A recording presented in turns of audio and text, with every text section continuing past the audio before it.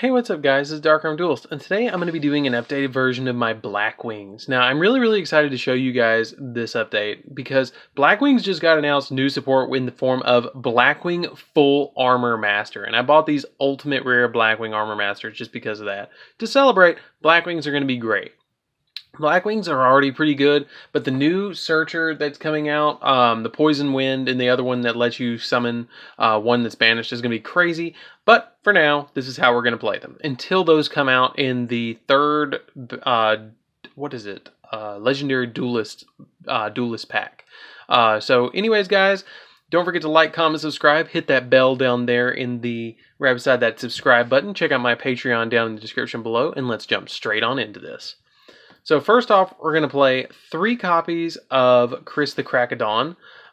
Chris the Crack of Dawn can be special summoned to your side of the field if you control another Blackwing monster, and once per turn it can't be destroyed by spells or traps, which is really good, and it's the biggest base stat Blackwing monster that we have at 1900 attack.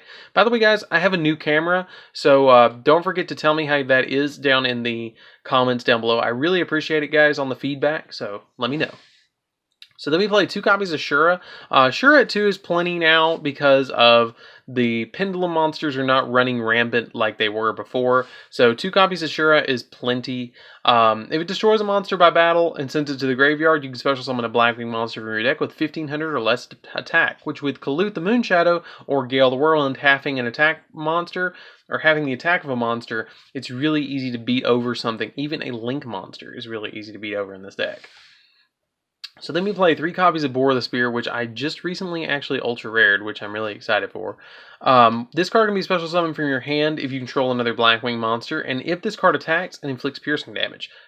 Kind of self-explanatory with that piercing spear.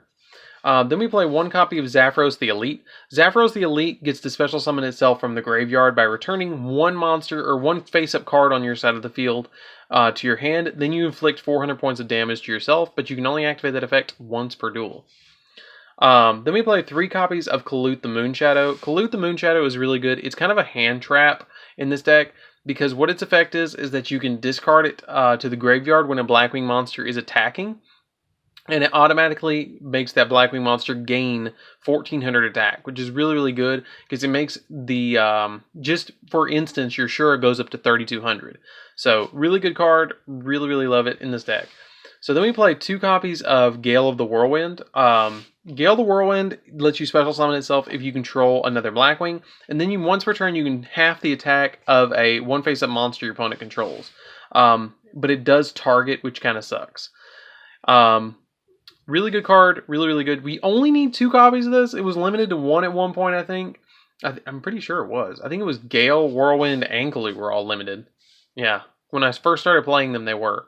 Because I've been playing this deck literally since it topped Worlds, and then when it got hit, I was still playing it, and then I believed in this deck since it came out. Seriously. When Crimson Crisis was still at Walmart. But really good, really fun deck. But it's a tuner monster, so that we're starting to kind of get into the tuners.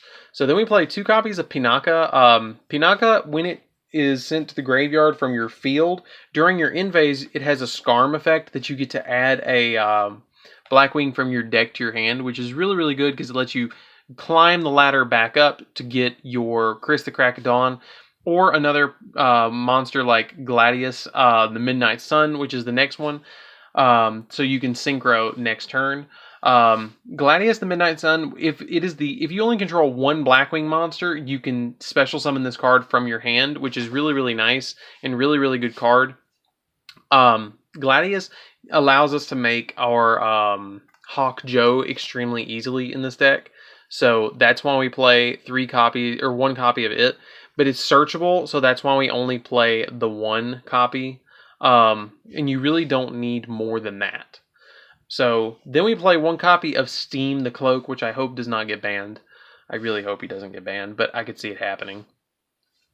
Steam the Cloak, if it leaves the field, you could special summon a token, but it's any means if it leaves the field, and if it's in your graveyard, you contribute 1 monster to special summon this card from your graveyard, which is really cool, but you can only use the special summoning ability once per duel. Really good, really broken, really good. Can't emphasize that enough. 2 copies of Blizzard the Far North.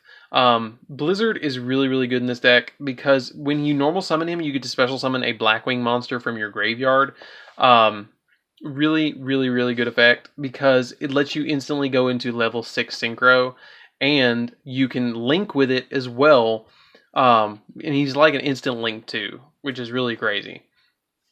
Then we play 1 copy of Hamaten the Dust, and Hamaten the Dust is really neat in this deck because you can special summon him if you control another Blackwing monster other than a copy of himself, which we only play 1 copy, so we're not going to control another copy of him. And he can take the level, like for instance, if you have Chris the Crack of Dawn on your field, you can take the level of that Chris and apply it to him so he goes up to level 6, which is really, really cool. So he goes up to level 6, and if you have something on the field like Blizzard, you can synchro them together to make a level 8 synchro monster. Or you could do something like with the next card that I'm about to show you, which is the final Blackwing we can have, and that is Orsha the Squall. Orsha the Squall lets us kind of climb in this deck because he's a level 1 tuner monster.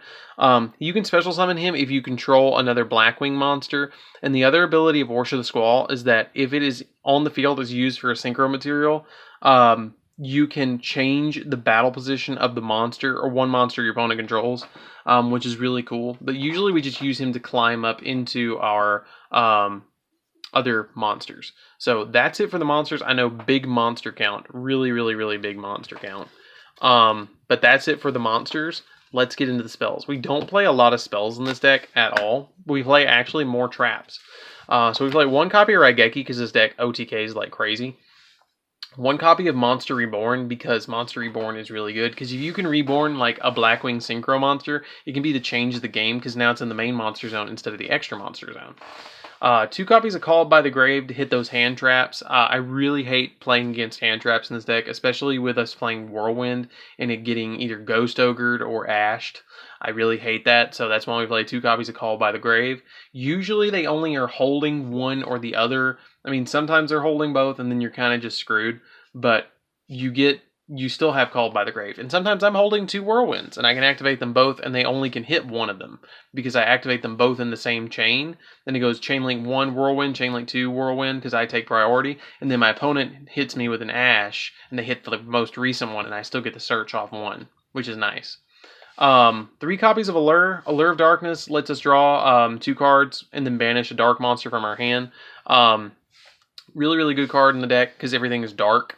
And then 3 copies of Black Whirlwind. Black Whirlwind, man. Black Whirlwind is going to get a searcher with that new Poison Wind monster, which is really, really good. And when a Blackwing monster is normal summoned to your side of the field, you can add 1 Blackwing monster from your deck to your hand that has less attack than the monster that was just summoned. And it gives us an additional, I think it special summons or lets you normal summon it immediately after, and it's a level 6. So it's just really, really, really good, and I cannot wait to get them. I'm super excited. Like, the whole deck is going to change when that happens.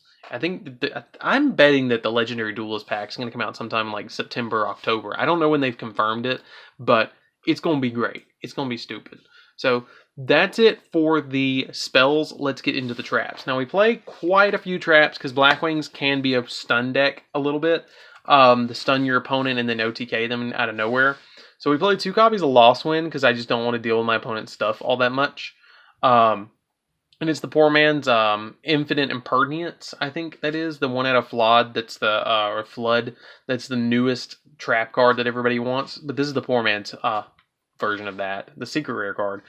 2 copies of Icarus Attack, because everything's Wing Beast. It's extremely easy to get this card to go off. You tribute a Wing Beast monster, then target 2 cards on the field and destroy them. I really realized how silly it is to play Twin Twister in this deck when you have already Icarus Attack built in. So that's why I'm not playing Twin Twister anymore. And then we play 1 copy of Eradicator Epidemic Virus. Take a moment. On this camera, Icarus Attack is gorgeous. 1 copy of Eradicator Epidemic Virus. You tribute a dark monster with 2,500 or more attack and choose spells or traps, and your opponent has to send all of them in their hand and field to the grave, and then every card that they draw for the next 3 turns in their draw phase, you get to check, which is really, really cool because you call spells and you know they're playing spells, I mean, it's over. You play against Paleo Frogs and you call traps and you know they're playing all the traps. They send them all to the grave. They can't activate traps to get their Paleo's effects off because you've already sent them all to the grave. Really good card. And then we play the Solemn Brigade, which is 1 warning, 1 judgment, and 2 strikes because I don't want to deal with my opponent's problems. Problematic cards, so I play this. And this can interrupt nightmare combos, which a lot of people are playing, even me. But this really helps. So that's why we're playing that, and that's it for the traps, guys. Let's get into the extra deck. So the extra deck is pretty easy and self-explanatory. A lot of it is. So we're going to start off by playing 1 copy of Blackwing Armor Master, that really pretty ultimate rare one. Blackwing Armor Master can't be destroyed by battle, and you take no damage from battles involving him, and every monster that battles him gets a wedge counter, and then you can remove wedge counters from monsters and reduce their attacks to 0, which is really cool until the end phase of the turn. Basically, you can put him on the field and put him in defense position, and he's a big wall, or you can put him in attack position and just whack your opponent with it and give them wedge counters everywhere. The other new tuner monster actually puts wedge counters, I think, on everything, and he puts black feather counters, so we're actually going to get to play black feather or Blackwing Dragon, which is really cool. Chidori just becomes a really big monster because for every Blackwing monster in the graveyard, it gains 300 attack, which is stupid big. This is basically my OTK maker for the most part. And if it's sent to the graveyard, you can target 1 Wing Beast Synchro monster in your graveyard, except another copy of itself, and special summon it, which is really good. When it's destroyed and sent to the graveyard. That's not when it's just sent to the graveyard. Then we play 1 copy of Raikiri. Bought an ultimate rare one because of the hype. I know. And then once per turn, its effect is that once per turn you can target cards your opponent controls equal to the number of Black Beam monsters you control and destroy them, which is really good. Usually I make Raikiri first. Unless I'm trying to be a little defensive, then I play Armor Master first. If I'm trying to be aggressive, I make him. If I'm trying to be defensive, I make him. And then the second play I make is always Chidori, because Chidori allows me to make a really big monster and surprise them and poke them, and by then they've already used the majority of their resources. 1 Obsidian Hawk Joe, basically he's like a Monster Reborn. You get to target a Blackwing Synchro monster that's level 5 or higher, or a Blackwing monster that's level 5 or higher in your graveyard. Which is a Wing Beast, actually, and then special summon it to your side of the field, and then if he's being targeted, you can target 1 other Blackwing monster, either for attack or effect, and apply whatever effect it is to them instead. Then we play 1 copy of Clearwing Synchro Dragon. This card's really easy to make. You just make 1 of these, and then after you make 1 of these, you special summon Orsha and then make it. Really easy to go into. The other one that we play that's a level 8 is 1 copy of Beals. Beals or Crystal Wing is usually a really easy play to go off into, because all you have to do is synchro up into 1 of these and then use Orsha to synchro again with these, because it's a level 1 synchro monster. Then we play 1 Omimaru the Divine Thunder, basically as 6,000 attacker. Really easy to go into, again, because you just use Soyaya, the Rainstorm, which is really good, which I'll show you guys in a minute. Then we play a Nuthung because it gives us additional normal summon. The Rainstorm because it lets us go into Omimaru. And that's it for the Synchro monsters. We only play 1 copy or 1 XYZ monster, and that's Baguska or Plan B, as Farfa says. So we only play that 1 card to kind of like back us up a little bit. And then we play a Borreload for our Synchro monsters. We play a Borreload because it's a really good out. 1 Yugioh, still proxying this, waiting on the Megaton. 1 Deco Talker, because it's really easy to make this card in this deck. 1 Firefighting Durham Doll. This card came out of Flames of Destruction. Really good card. Basically, when it destroys a monster by battle and sends it to the graveyard, you get to target 1 of your Beast, Beast Warrior, or Wing Beast monsters in your graveyard, or that is banished, and add it back to your hand. So it lets us get a lot of plays, and it's really easy to actually kill stuff with this thing, surprisingly. And then once per turn, you can target a spell on each side of the field, spell or trap on each side of the field, and destroy them. This card was made for Fire Fists. And then 1 Nightmare Goblin because Black Whirlwind triggers on normal summons. So that's it for the deck. I hope you guys enjoyed it. I really enjoyed. I always enjoy giving my Blackwing deck profile. Like, it is still, besides Dark Lords, my favorite deck in the whole wide world. And with the new Blackwing support coming out, I am excited to playtest that. I've been playtesting it a little bit to see how it goes, but I mean, it's stupid. Like, it's really crazy good. But anyways, guys, this is DarkArmedDuelist. I hope you enjoyed this video. Don't forget to like, comment, subscribe. Hit that bell down there so you can become part of the notification squad. And I'll see you guys in the next video. See you around, guys.